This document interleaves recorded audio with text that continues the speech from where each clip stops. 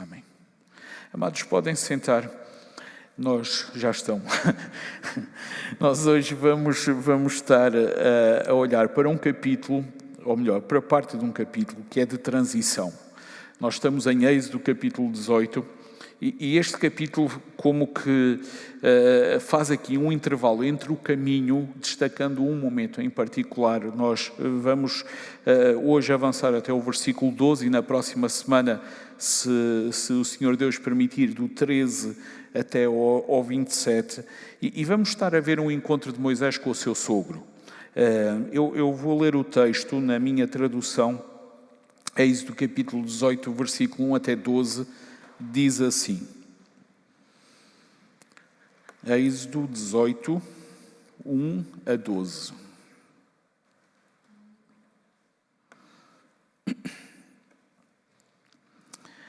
Jetro, sacerdote de Midian e sogro de Moisés, ouviu falar de todas as coisas que Deus fizera por Moisés e por seu povo Israel, quando o Senhor tirou Israel do Egito.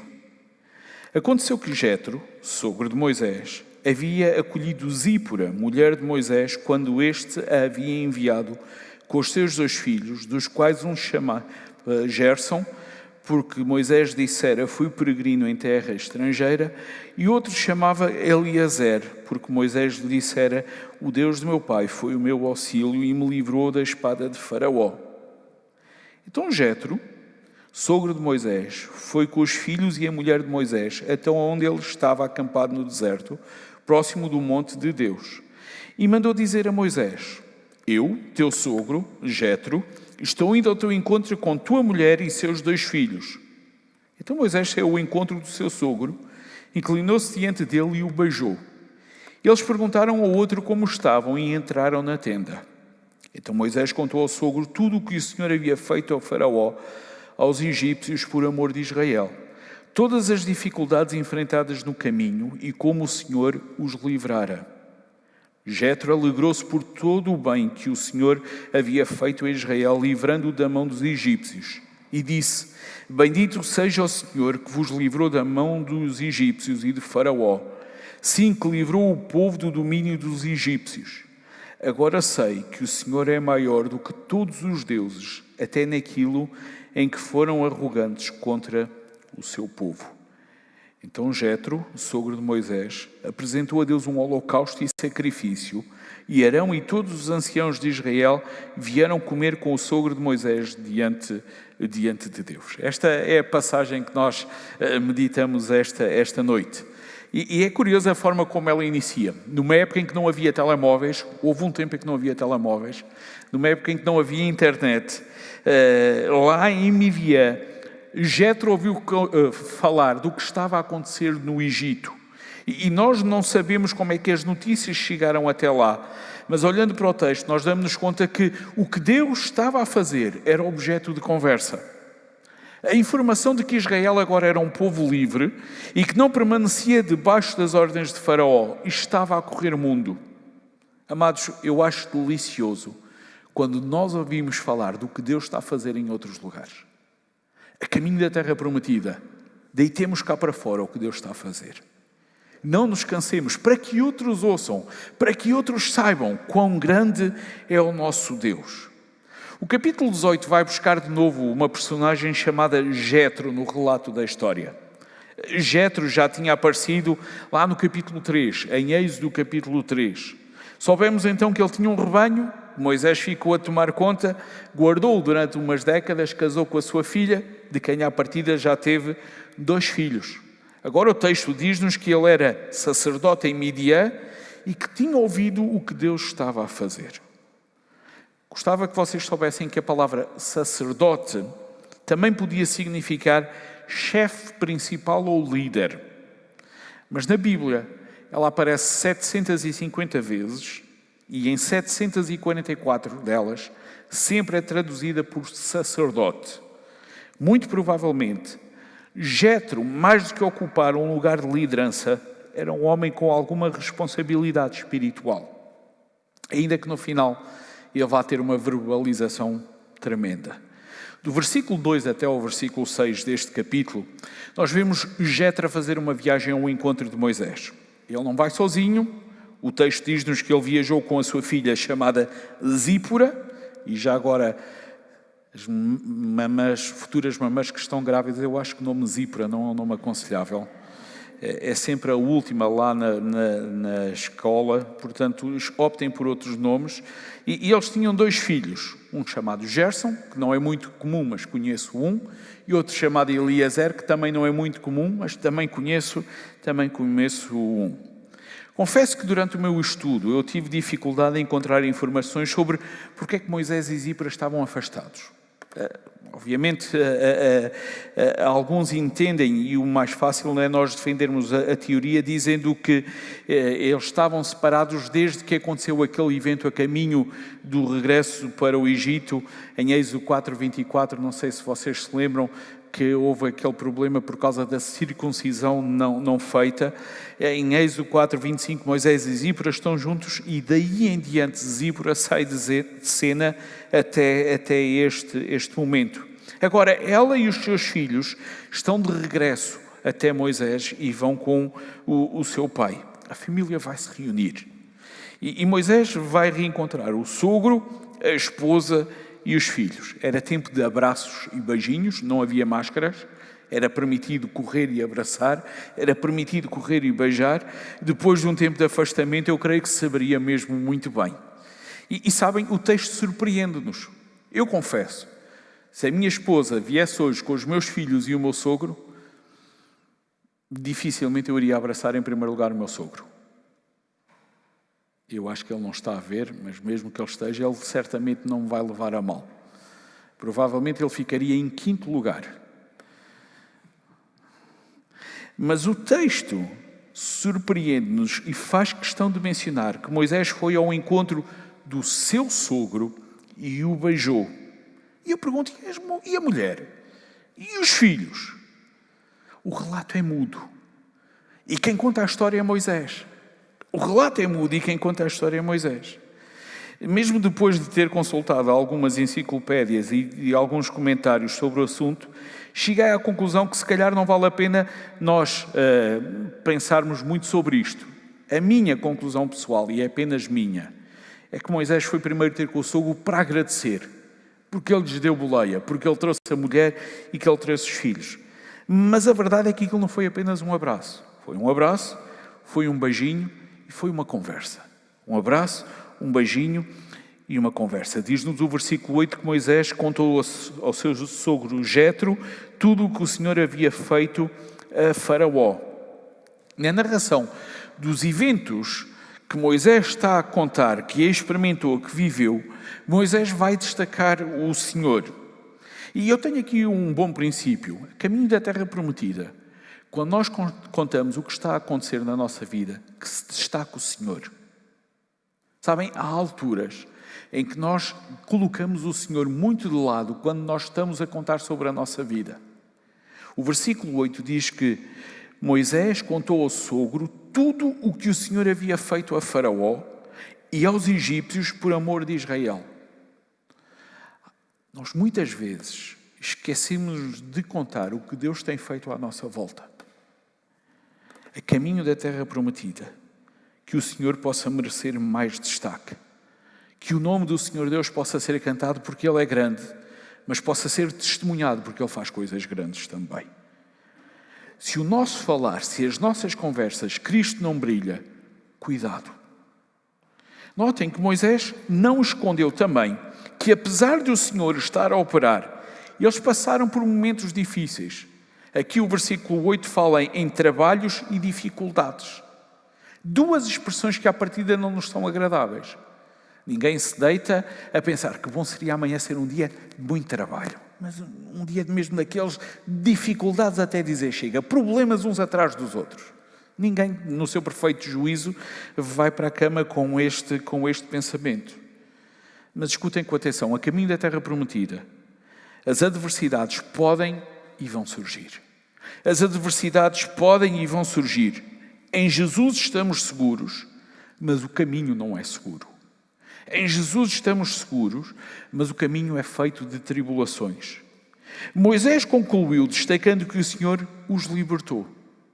E, amados, eu creio que esta conclusão, apesar das dificuldades que eu e tu possamos estar a experimentar, nós podemos chegar a ela também. Deus nos tem libertado. Sabem, tantas vezes, tantos salmos, nós lemos em que o salmista diz: os meus inimigos me rodearam, mas tu, Senhor, os libertaste. Ele vai utilizar expressões que nós até dizemos: uau, como é que ele escreve isso? No salmo que nós líamos há bocado, o Senhor Deus, o salmista dizia que o Senhor apontou uma espada à cara dos seus inimigos. Se fosse hoje, era logo uma metralhadora, qualquer coisa assim do género. Mas o nosso Deus, sem nós nos apercebermos, Ele opera ao nosso lado e Ele vai libertando. Olhando para o versículo 8, eu aprendo que a caminho da terra prometida nós devemos destacar a Deus. Aprendo que a caminho da terra prometida nós devemos reconhecer que há tribulações. E aprendo que a caminho da terra prometida devemos lembrar sempre que é Deus quem nos liberta. Este versículo 8 é precioso. É um resumo do que ficou para trás. Um resumo no qual se destaca Deus. E, meus queridos, se porventura nós tivéssemos hoje, amanhã, nos próximos dias, ter que resumir a nossa vida ao que ficou para trás, nós que tememos, nós que conhecemos, nós que sabemos quem é Deus, o Senhor tem que merecer destaque. Moisés sabia quem era Deus. Moisés sabia o que ele viveu. Moisés reconhece o que Deus fez em amor por ele e pelo povo de Israel. E, amada Igreja, amados amigos, amados irmãos, também nos compete contar sobre Deus, reconhecer que Ele está conosco, reconhecer que Ele nos liberta, mesmo quando as adversidades surgem. A conversa entre Moisés e o seu sogro, eu creio que devia ter sido mesmo interessante. Era uma daquelas conversas que eu não me importava de estar lá sentado a assistir com eles. Moisés devia ter contado de novo as pragas todas. O mar vermelho aberto ao meio. O mar vermelho a fechar-se. A verdade é que eles vão falando, Moisés testemunha o que aconteceu, e o texto no versículo 9 diz-nos que Jétro se alegrou. E sabem, meus queridos, a nossa tradução fica muito aquém do sentimento que Jétro experimentou.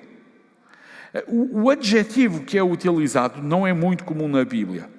Na realidade, esta palavra no original aparece só aqui, em Jó capítulo 3, versículo 6, e no Salmo 21:6 que nós líamos no início, quando nos é dito que na tua presença há alegria. Esta expressão alegria é uma mistura de surpresa com estupefação, com contentamento. Sabem, quando nós estamos a ver uma coisa e nós ficamos... quando parece que tudo nos está a alegrar, tudo está a contribuir para um monte de emoções dentro de nós, mas boas, em que a história nos vai surpreendendo e nos vai surpreendendo e nos vai alegrando e nos vai alegrando. E Jétro experimenta uma roda viva de emoções, ouvir a história de Moisés. E, amados, eu gostava que nós pensássemos, quando outros ouvem sobre o nosso relacionamento com Deus, que tipo de sentimentos é que o nosso testemunho causa? Quem nos vê? Quem nos ouve? Será que sente esta alegria? Quem nos vê? Quem nos ouve? Será que sente vontade de louvar a Deus? Sabem, há alturas em que nós dizemos: eu tenho Deus que Ele é tão bom, mas a minha vida, tão má. Eu tenho Deus que livra, mas eu estou por aqui cheio de problemas. Queres aceitar Jesus?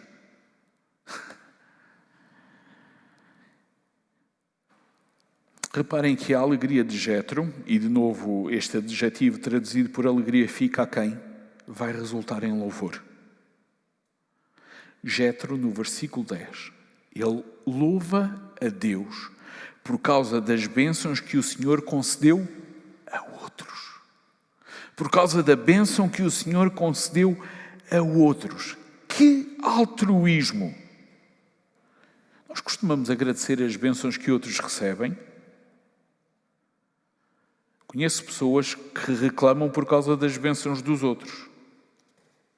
Conheço alguns que comparam. Porque é que isto me acontece a mim e ao outro não? Há até aqueles que olham para as bênçãos dos outros para pedirem as mesmas bênçãos também. inveja, ciúme, ganância. Sabem, a melhor atitude perante as bênçãos dos outros é louvar o Deus das bênçãos. Jetro dá-me esta lição. A melhor resposta ao amor de Deus é o louvor. Tudo vem dele, nem sempre vem para nós. Louvado seja o Senhor. Quando Ele é o nosso pastor, nada nos faltará. E a sua vontade é que em tudo cada um de nós sempre possa dar graças. Cada bênção deve ser um motivo tremendo para louvarmos a Deus. Por aquilo que Deus é, por aquilo que Deus faz, em nós, mas também à nossa volta. Em nós, mas também à nossa volta. Sabem, lá fora, isto não é normal acontecer. Quando duas empresas estão em competição uma com a outra, elas não celebram o lucro da empresa adversária. Nós não vemos uma equipa a celebrar a vitória do campeonato do outro. Nós, na igreja, não devemos viver em competição uns com os outros. A cura de um é um motivo de alegria para mim. O meu Deus está a agir neste lugar. A resposta às orações lá do acampamento é motivo de alegria para mim. Ainda que eu não tivesse sido beneficiado, não tivesse sido abençoado diretamente com aquele acampamento. Quem sabe mais tarde, quem sabe de uma forma indireta se eu já não o terei sido. Nós precisamos de celebrar as bênçãos que Deus dá a outros. A caminho da terra prometida, vamos aprender isso. Jetro, ele não tinha tirado benefício direto do que Deus tinha feito, mas louvava a Deus por o que Deus fez. E, amados, Deus merece ser louvado por o que faz. Por nós, conosco, com os outros e nos outros. Por nós, conosco, nos outros e com os outros. A conclusão de Jetro, num sacerdote, no versículo 11, fez-me lembrar um bocado de Jó. Ele diz, agora eu sei que o Senhor é maior do que todos os deuses, até naquilo em que foram arrogantes contra o seu povo. Ele antes já era sacerdote, mas agora ele sabia sobre o nosso Deus. E esta expressão de saber era um conhecimento que agora estava embebido em experiência. Ele validava a experiência daquele povo com a sua experiência também. E notem que o que os outros experimentaram alterou completamente a sua postura, alterou completamente o seu conhecimento, alterou completamente até a gestão dos seus bens. Diz-nos o versículo 12 que ele apresentou a Deus um holocausto e sacrifício, consagração, e chamou Arão e todos os anciãos de Israel para virem comer com o sogro de Moisés diante de Deus. Comunhão. Amados, eu não sei quantos eram os anciãos. Não sei quantos animais naquele dia ele consagrou ao Senhor Deus.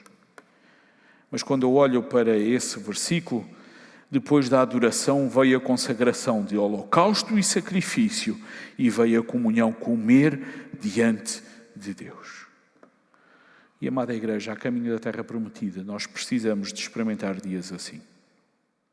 De reencontros, de testemunho, de louvor, de consagração, de comunhão.